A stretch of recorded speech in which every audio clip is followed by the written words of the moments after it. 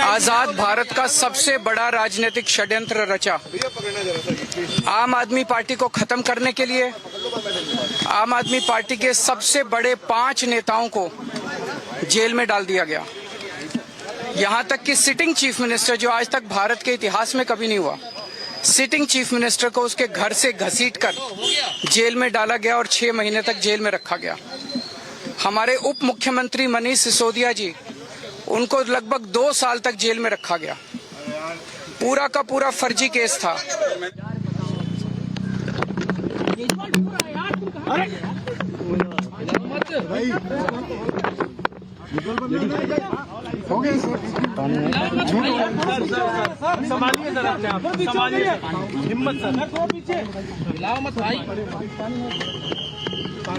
ये केजरीवाल भ्रष्ट नहीं है। मैंने केवल अपनी जिंदगी में ईमानदारी कमाई है। इन्होंने झूठा केस लगाया और आज ये साबित हो गया।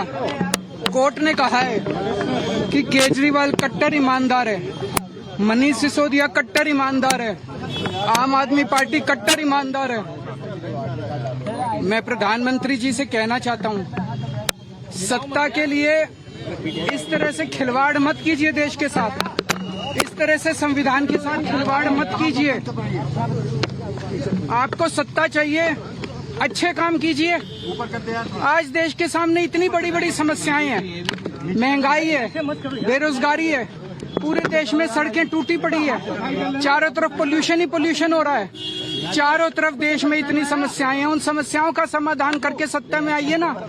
केजरीवाल पे, आम आदमी पार्टी पे झूठे केस क्यों करते हैं? अच्छा काम करके सत्ता में आइए। इस तरह के झूठे केस करना और 24 घंटे विरोधियों के, विपक्षियों के खिलाफ ऊट पटांग के केस करना, उनको जेल में डालना, ये एक प्रधानमंत्री को शोभा नहीं देता। इससे देश आगे नहीं बढ़ेगा। देश आगे तब बढ़ेगा जब जनता की समस्याओं का समाधान किया जाएगा।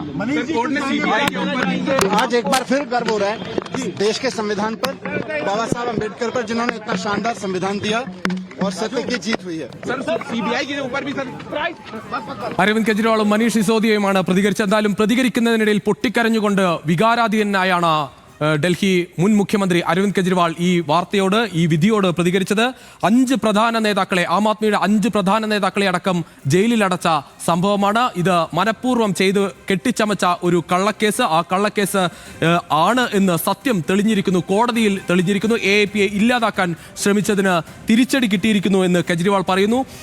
വളരെ വികാരാധീനായി പൊട്ടിക്കരഞ്ഞുകൊണ്ട് കെജ്രിവാൾ സംസാരിക്കുമ്പോൾ കെട്ടിപ്പിടിച്ചുകൊണ്ട് ആശ്വസിപ്പിക്കുകയായിരുന്നു ഉപമുഖ്യമന്ത്രിയായിരുന്ന മനീഷ് സിസോദിയ. എന്തായാലും ഒരു കാലത്ത് അത് അഴിമതിക്കെതിരെ രൂപം കൊണ്ട ഒരു പ്രസ്ഥാനം, ആ പ്രസ്ഥാനത്തിനെതിരെ വലിയ സമരം നയിച്ച നേതാവ്, അതിനുശേഷം ഡൽഹിയുടെ മുഖ്യമന്ത്രിയായി 3 തവണ അധികാരത്തിലേക്ക് വന്ന നേതാവ്, ആ നേതാവിനെ അഴിമതിക്കേസിൽ പെടുത്താനുള്ള ഒരു ശ്രമമായിരുന്നു നടന്നത്. അത് ഡൽഹി കോടതിയിൽ ഇപ്പോൾ പൊളിഞ്ഞു വീഴുകയാണ്. റോസ് അവന്യൂ കോടതി എന്തായാലും 23 ആളുകളെയും, ഈ കേസിന്റെ ഭാഗമായി പ്രതി ചേർത്ത 23 ആളുകളെയും കുറ്റവിമുക്തരാക്കുകയാണ്. അതിൽ ഏറ്റവും പ്രധാനം അരവിന്ദ് കെജ്രിവാളും ഉപമുഖ്യമന്ത്രിയായിരുന്ന മനീഷ് സിസോദിയയും അടക്കമുള്ള ആം ആദ്മി നേതാക്കൾ, 5 നേതാക്കളെ ജയിലിൽ അടച്ച വിഷയം പറഞ്ഞുകൊണ്ടാണ് അരവിന്ദ് കെജ്രിവാൾ ഇതിൽ പ്രതികരിച്ചത്. അതിൽ ഏറ്റവും പ്രധാനപ്പെട്ട കാര്യം, ഞങ്ങൾ അഴിമതിക്കാരല്ല എന്ന് തെളിഞ്ഞു എന്നതാണ്. ഏറ്റവും നമുക്കറിയാം, അരവിന്ദ് കെജ്രിവാളിന്റെ ചരിത്രം പരിശോധിച്ചാൽ തന്നെ അദ്ദേഹം ഒരു IRS ഉദ്യോഗസ്ഥനായിരിക്കെ തന്നെ രാജ്യം ശ്രദ്ധിക്കുന്ന തരത്തിലുള്ള ഇടപെടലുകൾ നടത്തിയ ആളാണ്. മക്സസെ പുരസ്കാരമടക്കം നേടിയ ഒരു വ്യക്തിയാണ്. അതിനുശേഷമാണ് അദ്ദേഹം ഇത്തരത്തിൽ അഴിമതി പോരാട്ടത്തിലേക്ക് വരുന്നത്, രാഷ്ട്രീയത്തിലേക്ക് വരുന്നത്.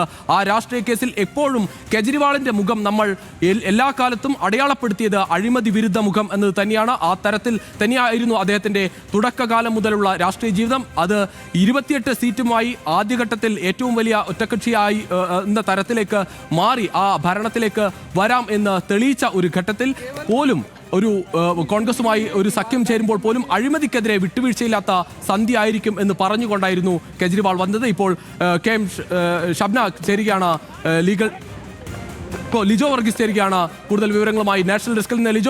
ലിജോയും ഡൽഹിയിൽ ഉള്ള ഒരു കാലത്ത് നമുക്കറിയാം, ആ സമയത്തൊക്കെ അരവിന്ദ് കെജ്രിവാളിന്റെ ഭരണത്തിന് എങ്ങനെയാണ് ആ സാധാരണക്കാർ നോക്കിക്കണ്ടതെന്ന് അറിയാം.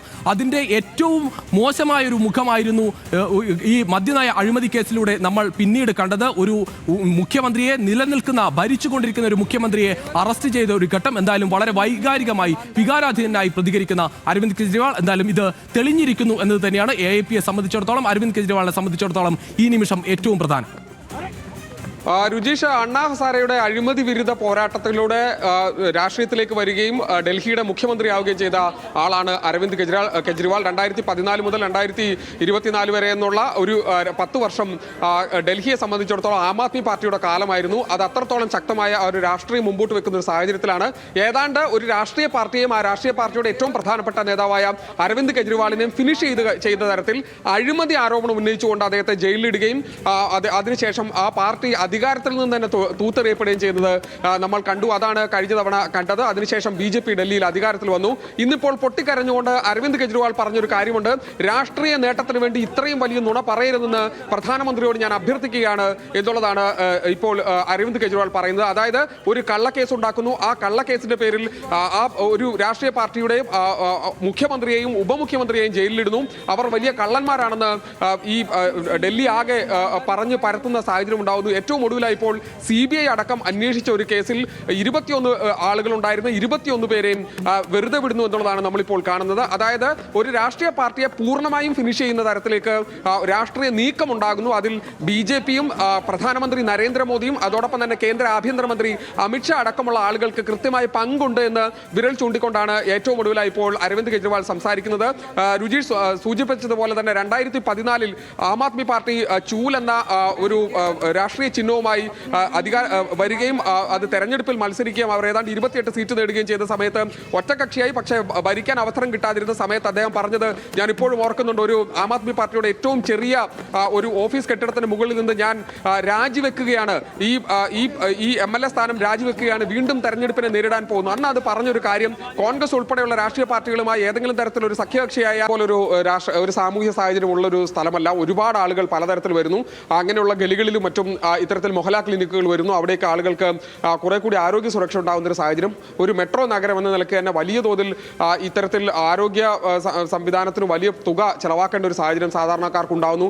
അതിനെ മറികടക്കാനുള്ള ശ്രമം നടക്കുന്നു. അങ്ങനെ വിവിധ തരത്തിലുള്ള പദ്ധതികളുമായി സാധാരണക്കാരായ മനുഷ്യർ, പ്രത്യേകിച്ച് ചൂല് എന്നത് അവിടെയുള്ള ഈ ക്ലീനിങ് ജോലികൾ അല്ലെങ്കിൽ ശുചീകരണ തൊഴിലാളികളെ ലക്ഷ്യം വെച്ചുള്ള വാത്മീകി സമുദായത്തെ ലക്ഷ്യം വെച്ചുകൊണ്ടുള്ളതായിരുന്നു.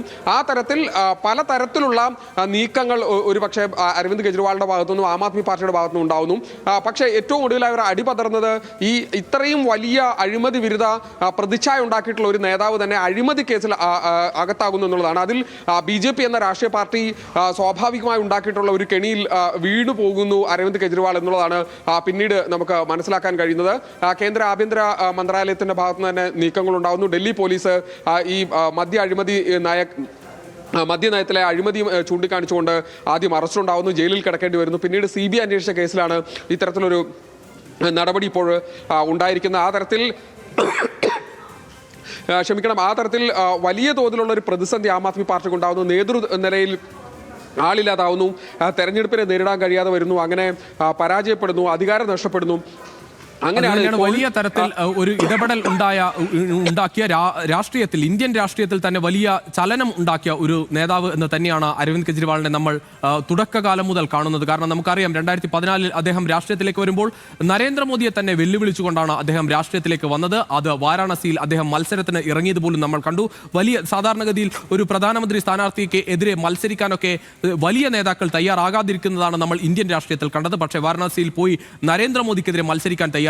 നരേന്ദ്രമോദിയോട് നേരിട്ട് പോരാടാൻ ഞാൻ തയ്യാറാണ് എന്ന തരത്തിൽ രാഷ്ട്രീയ കേന്ദ്രങ്ങൾക്ക് ഒരു സൂചന നൽകിക്കൊണ്ടാണ് രാഷ്ട്രീയത്തിലേക്ക് കെജ്രിവാളിന്റെ ഒരു എൻട്രി തന്നെ വരുന്നത്. ആ അർത്ഥത്തിലാണ് പിന്നീട് 2014 അധികാരത്തിലേക്ക് BJP സർക്കാർ വന്നതിന് ശേഷം അവരുടെ ഏറ്റവും കേന്ദ്രമായിരിക്കുന്ന ഡൽഹിയിൽ ആ ഡൽഹി ഭരണം പിടിക്കാനുള്ള ശ്രമം കെജ്രിവാൾ നടത്തുന്നു. സാധാരണഗതിയിൽ ആരും കാണാത്ത തരത്തിലുള്ള ഒരു തെരഞ്ഞെടുപ്പ് പ്രചാരണം കെജ്രിവാളിന്റെ ഭാഗത്തുനിന്നുണ്ടാകുന്നു. സാധാരണക്കാരിലേക്ക് ഇറങ്ങിക്കൊണ്ട് സാധാരണ നമ്മൾ ഡൽഹിയിൽ നേരിട്ട് സാധാരണക്കാരോട് നേരിട്ട് അവരുടെ ചേരികളിൽ പോയി വോട്ട് ചോദിക്കുന്നതൊന്നും കാണാത്ത തരത്തിലേക്ക് കെജ്രിവാളിന്റെ ഭാഗമായി ആ വോട്ട് ചോദിക്കുന്നത് കണ്ട് ആ തരത്തിൽ വലിയ മാറ്റമുണ്ടാക്കിയ ഒരു നേതാവാണ്. ആ അർത്ഥത്തിൽ അഴിമതിയുടെ പേരിൽ ഒരു കേസിൽ പെടുന്നത്, അത് ഭരിച്ചുകൊണ്ടിരിക്കുക ഒരു മുഖ്യമന്ത്രിക്കെതിരെ കേസ് വരുന്നത്, ആ കേസാണ് ഇപ്പോൾ CBIക്കെതിരെ രൂക്ഷ വിമർശനം ഉന്നയിച്ചുകൊണ്ട് ഇപ്പോൾ മുഴുവൻ ആളുകളെയും 23 പ്രതികളെയും കുറ്റമുക്തരാക്കിക്കൊണ്ട് ഒരു വിധി വരുന്നത്.